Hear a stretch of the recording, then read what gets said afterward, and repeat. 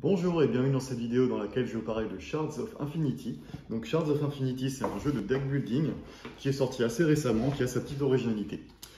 Maintenant, comment est-ce que ça fonctionne? Donc on va avoir chacun un petit deck de départ de 10 cartes qui est identique, dans lesquelles nous allons avoir des cristals qui permettent simplement de produire des ressources. Nous allons avoir également des blasters qui permettent de faire des dégâts et deux autres cartes un peu spéciales qui ont un effet différent en fonction du nombre de points de maîtrise qu'on va avoir. Et ça, c'est la petite originalité du jeu. C'est-à-dire que les cartes qu'on va jouer n'auront pas forcément exactement le même effet en fonction du nombre de points de maîtrise qu'on aura. Donc au début de la partie, chaque joueur commencera avec 50 points de santé et 0, 1, 2 ou 3 points de maîtrise en fonction de votre position sur la table. Le premier joueur n'aura pas de points de maîtrise, le deuxième 1, etc. Donc ces points de maîtrise, ils servent à ça. Par exemple, cette carte-là produit 2 ressources. Si jamais j'avais 5 points de maîtrise, elle en produisait 3 à la place. Cette carte-là, par exemple, produirait 2 dégâts. Si j'avais 30 points de maîtrise, je ferais infini dégâts, donc c'est-à-dire que je tuerais tous les autres joueurs directement. Voilà, certaines cartes qu'on va acheter auront également des effets améliorés en fonction du nombre de points de maîtrise. Au niveau de la mécanique de jeu, donc chaque joueur a son petit deck de 10 cartes, vous allez piocher tous 5 cartes et à vos tours de jeu, vous allez simplement jouer toutes vos cartes et appliquer les effets de toutes vos cartes. Au départ, il n'y a principalement que des cristals, donc on va surtout produire des ressources. On va avoir ici 5 ressources. Je vais pouvoir les dépenser soit pour acheter une carte qui coûte 5 ou plusieurs cartes jusqu'à un total de 5. Là, par exemple, cette carte-là m'intéresserait. Donc, la carte que j'achète, je la mets directement dans ma défausse. Je n'ai pas dépensé toutes mes ressources, il m'en resterait une. Et là, j'ai un petit pouvoir sur mon héros qui me dit que je peux, une fois par tour, payer une ressource pour augmenter ma maîtrise de 1. Donc, c'est une autre possibilité pour gagner de la maîtrise. Toutes les cartes que j'ai jouées vont rejoindre ma défausse. Je repioche 5 nouvelles cartes et je complète la rivière de cartes avec des nouvelles cartes.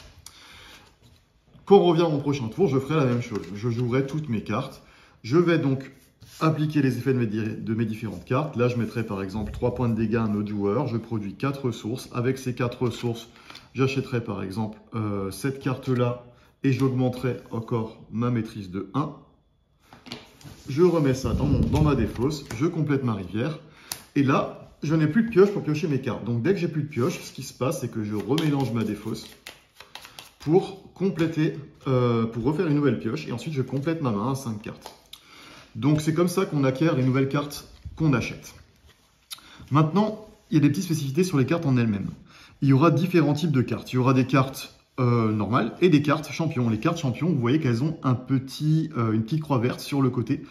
Ces cartes champions, quand on va les jouer, la différence par rapport aux autres cartes, les autres cartes, je vous rappelle, on les joue toutes et on les défausse à la fin de votre tour. Les cartes champions, elles vont rester en jeu et elles vont vous produire cet effet-là à chaque tour, tant que les autres joueurs ne les auront pas tués. Alors cette petite valeur-là qui est marquée ici, c'est le nombre de points de santé de votre champion. Vous pouvez en avoir autant que vous voulez en jeu. Il y aura d'autres petites spécificités sur les cartes. Donc il y aura des cartes qui auront l'attribut mercenaire, comme vous pouvez le voir ici. Donc quand on paye une carte, on va la mettre dans notre défausse. Mais les cartes mercenaires, on aura un autre choix. Soit on la paye et on la met dans notre défausse normalement, soit on la paye et on la met directement en jeu. Et dans ce cas-là, j'applique immédiatement son effet. Simplement, à la fin du tour, je ne la défausserai pas, je la retirerai complètement de la partie, c'est-à-dire qu'elle ne reviendra pas. Voilà.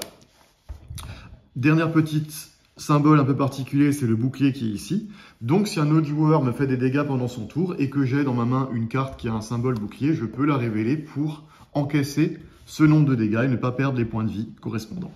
On va jouer de cette manière-là jusqu'à ce qu'un joueur ait sa santé réduite à 0. Donc, il sera ici, il sera mort. Dès que tous les joueurs sont morts sauf un, le joueur à qui il reste de la vie aura gagné la partie.